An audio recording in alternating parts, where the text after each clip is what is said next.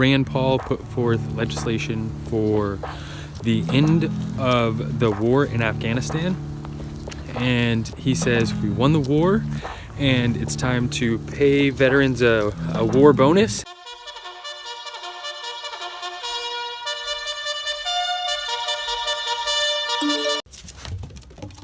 I was hoping she would run and jump, but today I got to talk about some veteran news. I haven't done an episode in a little bit. I've actually been working on 2 other episodes, one about veteran homelessness and the other is an interview with Special Operator on Instagram. I'll put a link below to his profile. All right, so the reason I'm making kind of an impromptu cell phone vid news is because today was since the beginning of the year, we haven't really seen too much as far as veteran legislation. There hasn't needed to be very much, well, I'm sure there could have been plenty, but today, Rand Paul put forth legislation for the end of the war in Afghanistan. And he says we won the war and it's time to pay veterans a war bonus and move on, bring our troops home and stop our occupation, really. I think it's great. From the research that I've been doing for the homeless veteran episode, it really serves to stimulate the American economy, to give veterans a bonus, because we have 21 million, 22 million veterans in the United States, and if you give all of them $2,500, you can say, that's pretty much all going to go into the American economy. So it wouldn't be all 21, 22 million veterans, but it would be, at least a few million, a few million times 2,500, and that works as an economic stimulus. I don't know, the ultimate plan. I'll put a link below. If it's not there, then I'll tweet about it later. Definitely check my Twitter if you're not.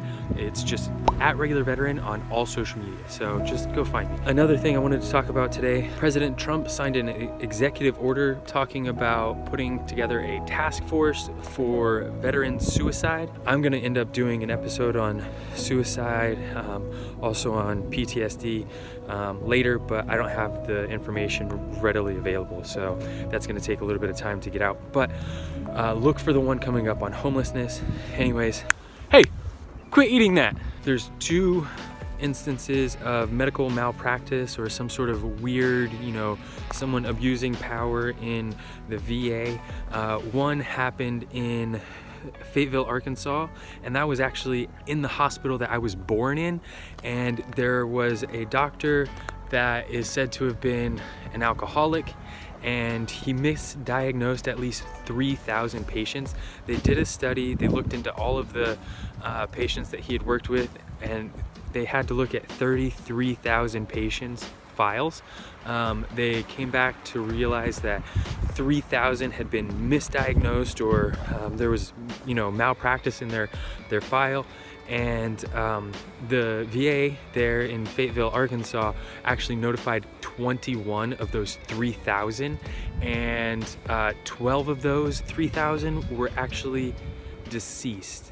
Like, they passed away because of a misdiagnosis. So that is crazy. He's been let go, so he's not in clinic anymore, but whoa. The other is there was someone that had access to prescriptions getting fentanyl, and they were just abusing the system to aid their drug habit. So those links are below. There was a cop, a Navy veteran, that he had a coin in his pocket and got shot, and ended up living because he had a coin in his pocket. So I'll put that link below. That's pretty wild. And what else? The 2 legislative changes are kind of a big deal, so that's really why I wanted to make this video. Okay, and the last few things that I want to talk about are actually really good news. I'm very excited about them. Today, I think it could have been yesterday, there was a veteran that saved a woman from an icy river in New Jersey. She was on top of her car sitting there, and he saw her She didn't know how to swim. I guess she screamed across the river, and he was like, all right. And he just went in and got her, and her car sank, and then he saved her and the cops helped him out. All, in a day's work for a veteran, so NBD. But way to go, dude. The link's below, check it out. I found it on Hawaii News Now, which is kind of funny because, it happened in New Jersey, but I'll take my news where I can get it. So the Idaho Falls VA has tripled their number of veteran patients, and they did so by just, streamlining their process. They looked at Disneyland and said, okay, what can we learn? Well, you don't see a vacuum, running around Disneyland. You don't see a janitor running around Disneyland. They're really focused on the experience of the person that, is coming through there. So they kind of tried to streamline that process. It's called the Patient Advocacy Care Team, I think. It's PACT, I think is what it's called. There's a link below to the article that I read. The last thing that I want to talk about is a movie. I don't know if I'm going to be able to see it in theaters, but I'm definitely looking forward to getting to see it. It's coming out in select theaters on March 15th, so it's just 10 days away, and it's called Combat Obscura.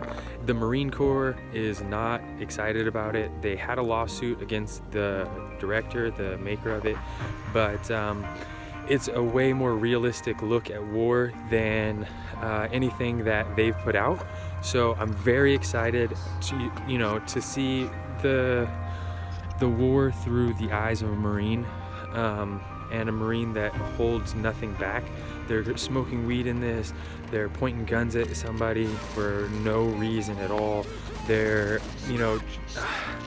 college kids growing up in war, and I'm excited to see it. I'll definitely let you know whenever I do. Otherwise, my name's Scott. You're watching Regular Veteran. I'll see you on the internet. Thanks for watching.